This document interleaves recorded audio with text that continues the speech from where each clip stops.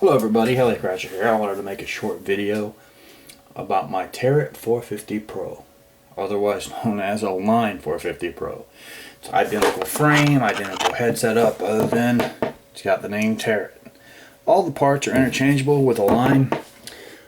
It's actually a very nice helicopter. Out of the box with the kit, I did not replace anything. I didn't have to replace the head, the assembly, anything, the tail boom, nothing. It all went together perfectly. However, I did buy the combo, the super combo, and the servos that came with it were absolute junk. So if you buy the super combo, I think it was from Hobby King, just know your servos are going to be junk. It's not worth it.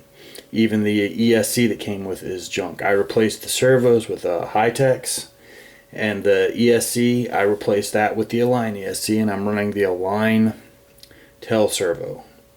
Anyway, I just wanted to go over a few points about a 450 helicopter. A lot of people say everything has to be perfect on it for it to fly right. I do not believe that. I've had this helicopter so beat up and it still flies perfectly, so out of whack. It might just depend on the person. However, when you do set the helicopter up, the one thing you want to make sure is your swash plates as level as you can get it. Your washout arms are level as you can get them. And what that does is it'll level everything out as you're going up. Alright, you always start from the bottom and you work to the top.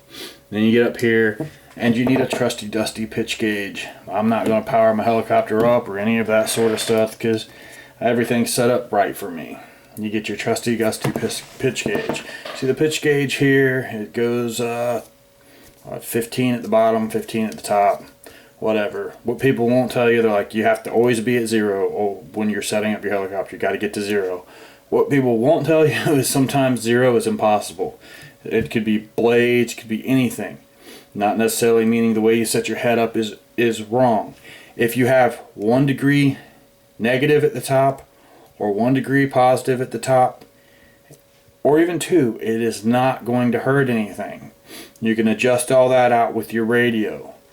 There's many how-to videos on YouTube to tell you how to adjust it out with your radio. It's not a big deal. If your fly bar gets bent, you can bend it right back into place.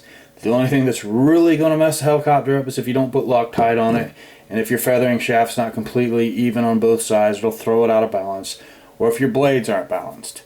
Alright, I don't ever track my blades. Some people will track their blades after they put everything to 0, which makes pretty much no sense to me, because if I was to track my blades with this helicopter with it at 0, if this one was out a little bit, well, I track it up, this is not going to be at 0 anymore, or 1 or 2 either way, negative or positive. It'll be higher than the other blade as far as your pitch goes, which makes it fly like crap. So I let the tracking go.